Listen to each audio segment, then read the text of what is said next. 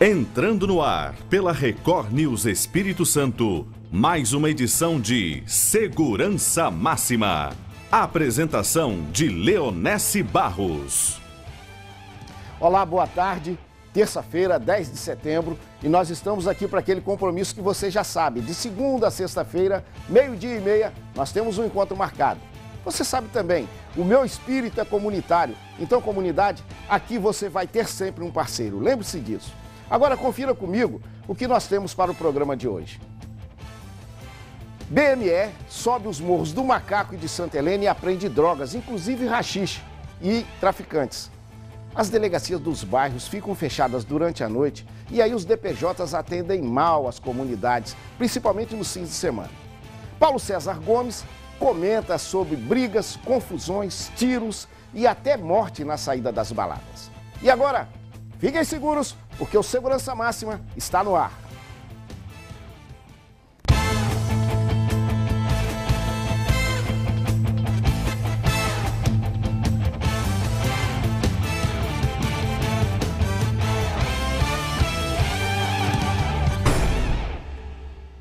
Comunidade, olha, muito obrigado pela assistência de vocês. Nós temos recebido alguns telefonemas, e-mails, parabenizando, participando, dando dicas do programa.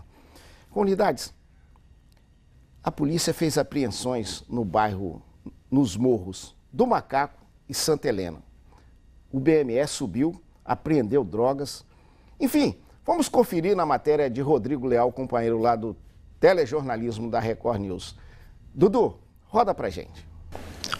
Uma denúncia anônima resultou na prisão de 2 traficantes do Morro de Santa Helena, em Vitória, com Lucas da Silva Santos, de 19 anos, que tem 3 passagens por tráfico de drogas, e Luiz Fernando Brandino Ataíde Silva, de 22, foram apreendidos 180 pedras de crack, 27 buchas de maconha, 73 papelotes de cocaína, 3 pedaços de maconha, 1 de haxixe e 1 bucha de haxixe. Mas as prisões e apreensões partiram de uma outra informação passada aos policiais do Batalhão de Missões Especiais.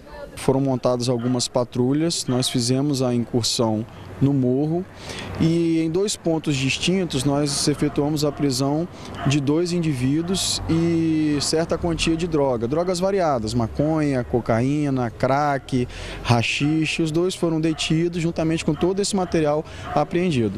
E um patrulhamento de rotina no Morro dos Macacos, também na capital, ajudou na prisão de Tiago Carvalho Lima, de 20 anos. Com ele, os policiais apreenderam vários objetos relacionados ao tráfico de drogas. Com relação ao Morro dos Macacos, foi uma iniciativa das próprias guarnições do BME. 2 guarnições incursionaram no morro, né, e após algumas diligências no local, lograram êxito aí apreender um indivíduo.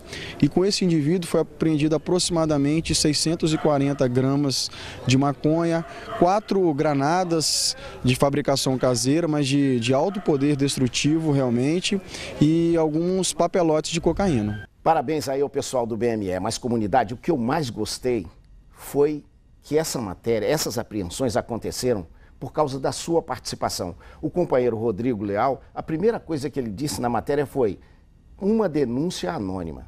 Você viu aí, comunidade, participe sempre, denuncie, a polícia precisa disso. Se você participar, certamente a barra vai ficar mais leve aí na sua comunidade. Então participe sempre denunciando. Agora, mudando de assunto, comunidade, o seu filho vai para a balada? Você já viu algumas coisas que acontecem ao final dessas baladas? Olha, nós vamos acompanhar uma matéria da companheira Priscila Cerqueira, do telejornalismo. Dudu, roda pra gente. Essas imagens de vídeo monitoramento mostram 3 rapazes no carro.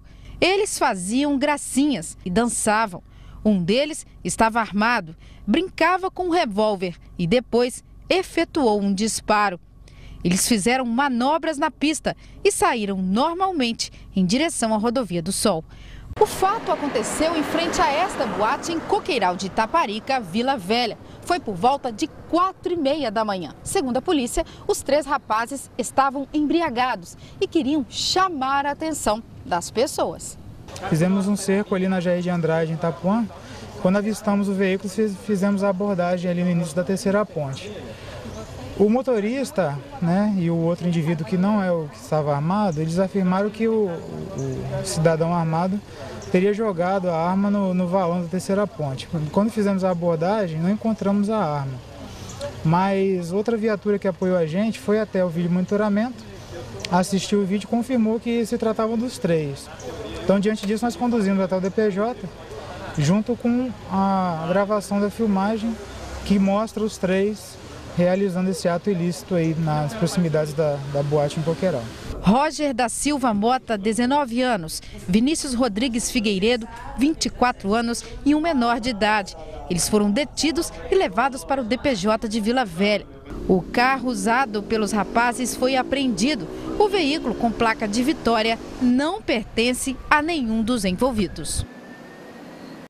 Você viu que engraçadinho, dançando em frente à câmera, armado? Felizmente a polícia chegou lá. Na saída das baladas acontecem tiros, confusões, brigas.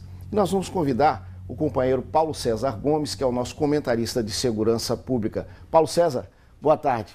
Você viu só? Boa tarde, Leonesse. Como é que a gente resolve esse problema de confusões na saída das baladas, Paulo César? Bom, Leonesse, isso já é de conhecimento dos órgãos policiais. Isso que acabamos de assistir nas imagens é uma afronta aos órgãos policiais. Agora, sabemos aonde ocorre. A polícia deveria concentrar mais policiais naquelas imediações. À noite, principalmente na madrugada, você sabe aonde tem os bailes funk. Essa boate, por exemplo, lá em Vila Velha, constantemente tem problemas na saída. A boate não tem responsabilidade nenhuma com os fatos, já que se deu no lado de fora. Agora, ali ficou demonstrado que as pessoas infratoras sequer se importavam de ter policiais ou não. Então mostra que há um desrespeito muito grande e tem que ser coibido com muita energia. Acharam muita facilidade, né? Houve uma época, por exemplo, nos bailes funks, que a polícia acabou tendo que intervir. É hora de fazer isso nas boates, na saída das baladas, né, Paulo César? Exatamente, porque é de conhecimento público aonde ocorrem esses problemas, não só em Vila Velha, Vitória, enfim, e na região da Grande Vitória. Se concentrar mais policiais, você vai diminuir esse tipo de ação dos marginais. Agora, também o setor de vídeo monitoramento, ele tem que estar com mais presteza e informar imediatamente aos órgãos policiais do que está acontecendo. Tanto é que deu um tempo suficiente e as pessoas só foram abordadas em Jair de Andrade, aproximadamente uns 4 quilômetros após a esse evento que acabamos de assistir. Umas imagens que desagradam a todos, mas cobra também responsabilidade do setor de segurança do nosso estado. E isso é importante também, que a polícia não fique preocupada só com os bailes ou com as baladas nos bairros de periferia. Não pode discriminar bairros, ela tem que dar assistência nesses pontos, não é, Paulo César? Exatamente, porque é de conhecimento, como eu já disse, é de conhecimento de todos. Se você vai qualquer dos dias, sexta, sábado, domingo, está acontecendo, há uma aglomeração muito grande de pessoas naquela região. E aí tem que concentrar também a força policial, porque a força policial é para dar segurança a todos os cidadãos. E ali já demonstra que várias ocorrências têm acontecido e só toma as providências depois do feito, né, ter sido realizado. Com essa sua experiência de policial, você acredita que aquele cidadão jogou a arma fora na ponte da passagem? Você acredita nisso? Olha, pode até ocorrer. Apesar de não ter sido apreendido nenhuma arma, não houve ali a materialidade dos fatos, ele pode ter se desvencilhado desse armamento fora onde ele falou que tenha sido no valão. Enfim, não foi apreendido o armamento. Agora, tem que ser responsabilizado também o dono do veículo, que cedeu esse veículo para essas pessoas estarem conduzindo o veículo e cometendo esse ato ilícito. Paulo César, muito obrigado aí pelo seu comentário. Olha, comunidade, Einstein disse que é perigoso a gente viver nesse mundo. Mas não é pelos que praticam o mal, mas por aqueles que conseguem ver o mal sem coibi-lo. É o caso das câmeras, elas precisam filmar isso, a polícia se aproveita disso, mas precisa de uma ação muito rápida. Agora, mudando um pouco, você sabia que tem um assaltante por aí que é beijoqueiro? Olha, ele assalta e exige da vítima um beijo. Vamos só acompanhar na matéria. Roda pra gente, Dudu. Além do celular e de R$20, Sávio Mateus, de 22 anos, roubou um beijo da vítima. Ele ameaçou a moça, fingindo estar armado. Foi por volta das 11 da manhã, próximo ao Shopping Vitória. Sávio fugiu num ônibus que foi parado pela Guarda Municipal no centro de Vitória. O rapaz foi identificado com a ajuda de câmeras de videomonitoramento. Após a detenção do mesmo aí, a gente não sabia do fato, mas localizando a vítima e chegando aqui no DPJ, ela narrou a situação e após roubá-la, o indivíduo aí ainda foi ousado e ainda forçou a mesma a dar um beijo nele, né? Ele simulou estar armado para poder estar rendendo a mesma e roubando os pertences dela. Que figura, que figura. Olha, tantos anos na polícia, desse tipo de ladrão, nunca tinha visto. Mas, comunidade, segura que nós vamos para um intervalo, mas já voltamos.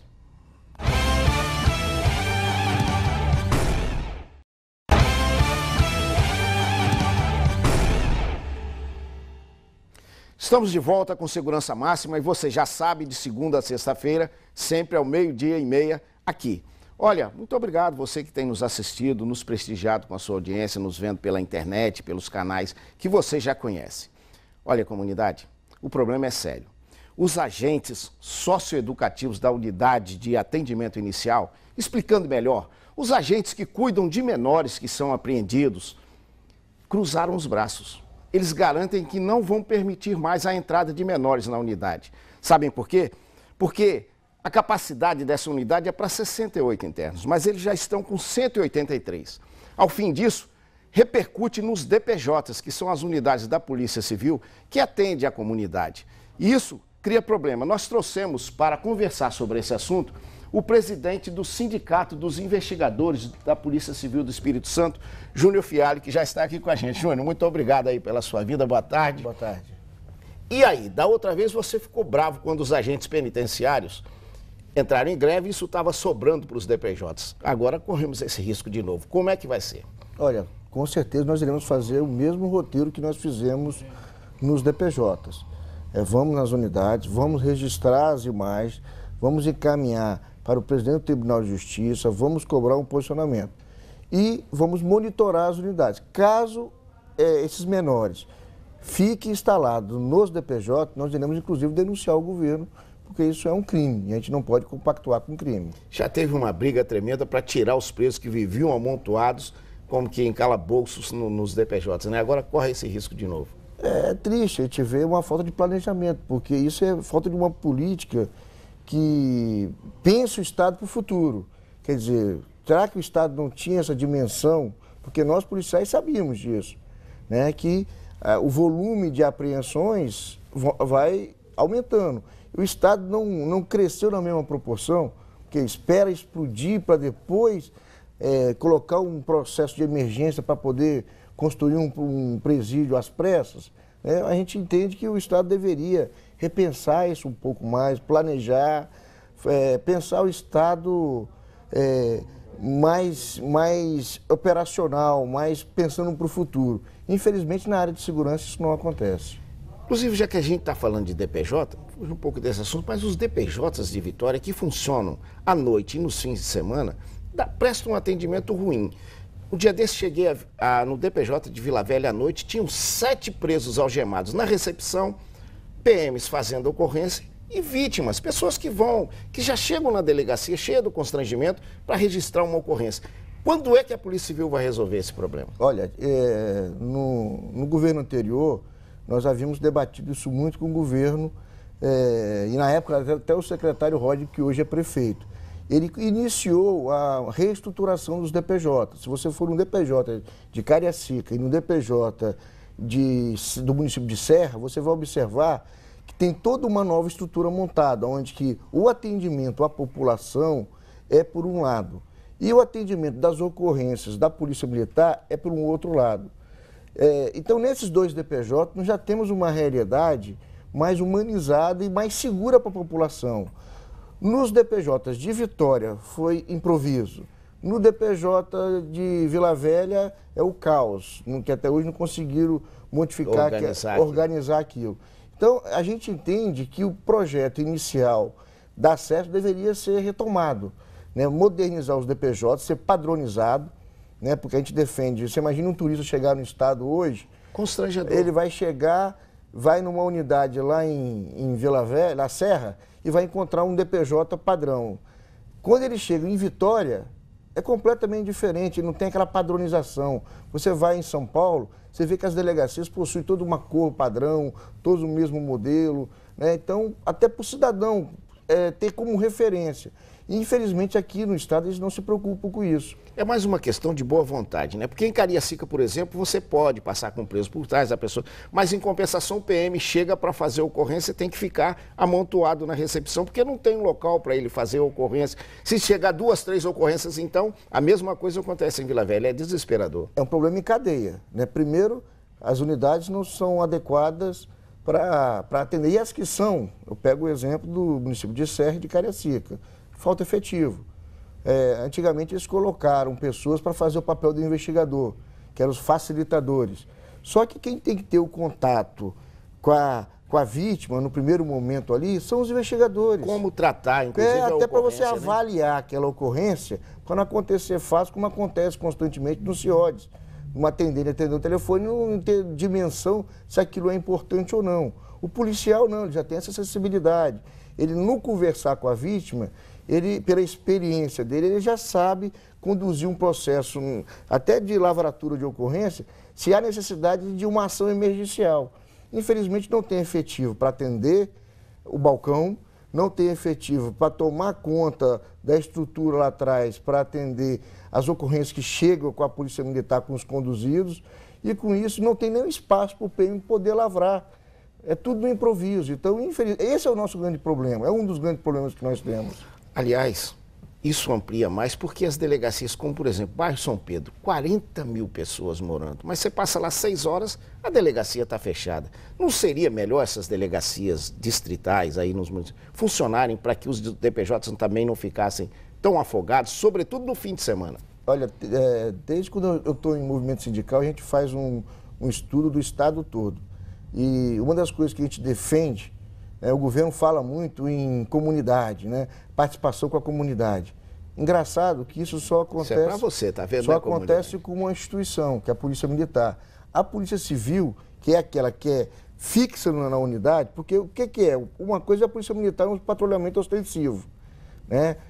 Andando nas ruas. Outra coisa é a Polícia Civil, que quando a Polícia Militar não consegue proteger, de certa forma, aquele cidadão, ele tem que vir numa delegacia de polícia. Aí você imagine, você mora lá em São Pedro, né, na delegacia do seu bairro, depois das 18 horas ela fecha as portas. Vocês já levaram sua carteira, levaram tudo.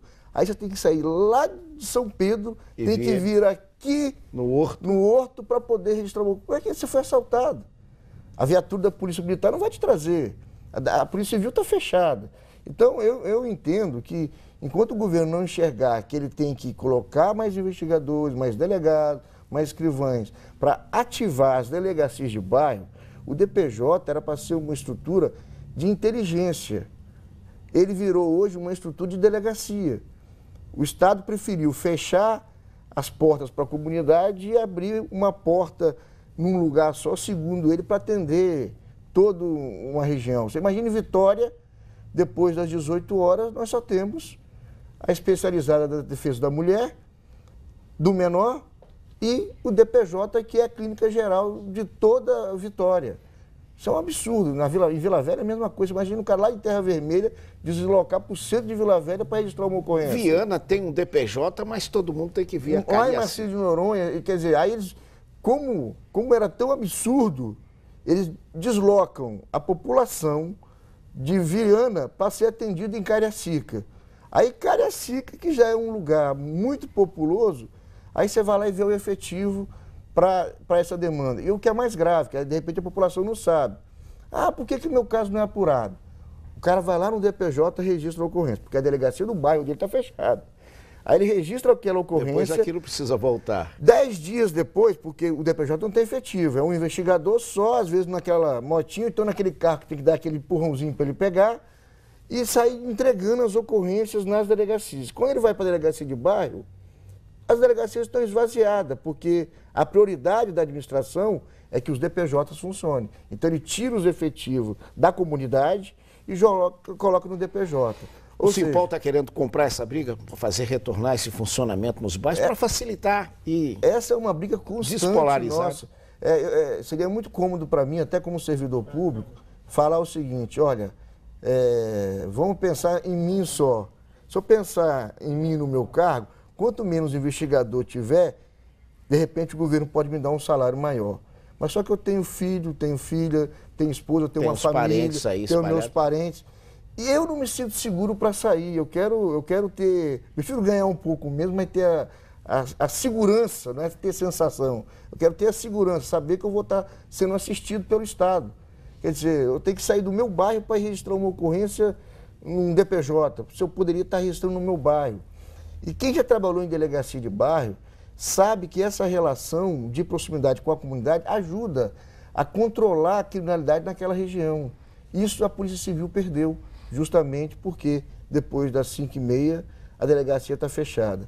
E durante o período da manhã, ela não tem delegado, não tem investigador. Custa funcionar. Né? Ela só abre as portas, né? Mas não tem aquele trabalho comunitário de identificar no bairro onde que são os pontos de tráfico. Se cada delegacia de bairro fizesse esse mapeamento, depois elas só vinham as especializadas e efetivar as operações.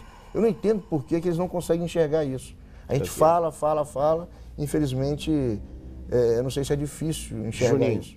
Só para a gente fechar, como é que você vai cuidar agora dessa questão dos menores? Porque já estão parados, né? Aí você vai fazer aquela circulação pelos DPJs? A gente trata da seguinte relação. Primeiro a gente vai nos DPJ e também os policiais reclamam no sindicato. A partir do momento dessas ações, a gente vai na unidade, pega a relação dos nomes e a gente vai, inclusive, se for o caso, entrar com uma ação judicial para retirar esses menores da unidade. Porque nós não podemos compactuar com o crime. Né? Nós somos os fiscais da lei. Nosso grande dever cívico é fazer com que as leis sejam cumpridas. E eu não posso permitir que o Estado e que nós, policiais, abriguemos menores numa unidade que não pode ter menor. Isso é criminoso, a gente não vai aceitar isso. Comunidade, na quinta-feira nós vamos ter aqui no estúdio representantes do IASES discutindo, Juninho, inclusive, sobre essa questão de internação de menores. Juninho, olha, muito obrigado pela sua participação aqui conosco. Muito obrigado aí pela disponibilidade. Obrigado pelo espaço e a gente está aí sempre para servir até como também de forma pedagógica para ajudar a promover um debate sadio com a sociedade. Ok. Comunidade, continuem seguras que nós vamos para o intervalo, mas já voltamos.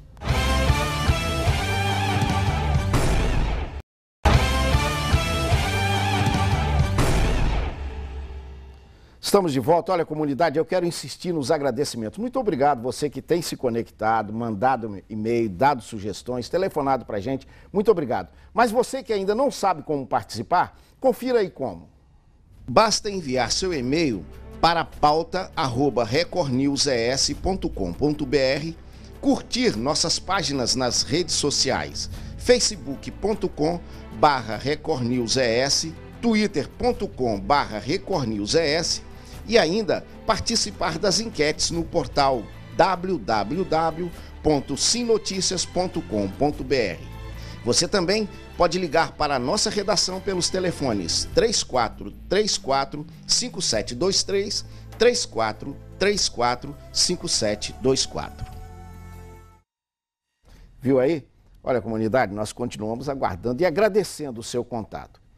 Agora, comunidade, você tem aí na sua família algum alcoólatra, algum usuário de drogas? Olha, tem um grupo no Espírito Santo que fez uma pesquisa dos efeitos da droga no cérebro humano. É uma matéria da companheira Francine Leite, do Telejornalismo. Confira com a gente. Roda, Dudu. Enquanto cracolândias se espalham pelas cidades, o combate à droga ainda é um desafio para os gestores públicos. E o vício de crack cria cada vez mais dependentes químicos. O tratamento contra o vício ainda desafia a medicina. Atualmente não existe um tratamento único e ideal para o usuário de crack. Mas aqui na Universidade Federal do Espírito Santo, um grupo de pesquisadores estuda, por meio desse aparato aqui, que parece um videogame, o estímulo produzido pelo cérebro quando se vê uma imagem relacionada à droga. O paciente utiliza esta touca, onde os eletrodos são conectados. Assistindo a imagens aleatórias, ele deve apertar o botão quando encontraram uma imagem relacionada à droga. Todas as respostas são passadas para o computador, onde os pesquisadores monitoram a atividade cerebral do usuário de drogas quando ele vê uma imagem que lembra o vício. Depois deste primeiro teste, o paciente é submetido a um estímulo que induz a modulação cerebral. Depois, o primeiro exame é repetido. O resultado esperado é que você consiga, modulando a função cerebral, você consiga mudar o comportamento desse usuário de drogas. Dr. Esther coordena uma equipe de 6 pessoas, entre médicos, enfermeiros, fisioterapeutas e estudantes de medicina. O estudo tem 4 anos e está sendo testado principalmente em alcoólatras. O resultado é impressionante.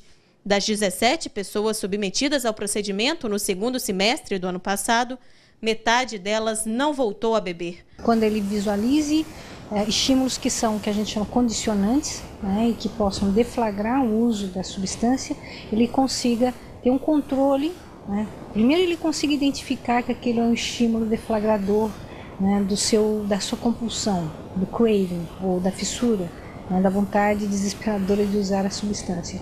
E segundo, ele conseguir se controlar. Quando chega a vez dos usuários de crack, a pesquisa encontra barreiras causadas pela própria substância. Pelo efeito da droga, porque ele compromete a função frontal de uma forma extremamente importante, tá? E aí a pessoa perde até essa capacidade de avaliar a sua própria condição. A pesquisa, ainda recente e pioneira no mundo, conta com a colaboração de médicos da Universidade de Harvard, nos Estados Unidos, e de uma universidade da Alemanha. No momento, quando nem os remédios resolvem o problema da dependência química, a pesquisa da universidade vem preencher o vácuo terapêutico para o qual o mundo inteiro ainda busca soluções. Numa tentativa de trazer alguma coisa que pudesse dar um pouco mais de suporte até para os tratamentos habituais, então a modulação por estimulação pode ser uma ferramenta bastante interessante e bastante útil. Muito interessante. Meus parabéns aí aos pesquisadores capixabas. Que coisa interessante. E você viu, comunidade? Não é caso perdido. Se é você, se é seu parente, se é seu vizinho, se é seu amigo, não é caso perdido. Procure ajuda, procure terapia, aproxime-se de uma igreja, cuide do seu corpo e da sua alma, que ao fim dá tudo certo. Olha, comunidade, está vindo aí o Hora News com a companheira Ana Carolina e nós já vamos. Muito obrigado pela sua audiência, continue participando conosco. E agora, fiquem seguros, porque a gente vai, mas amanhã estamos de volta.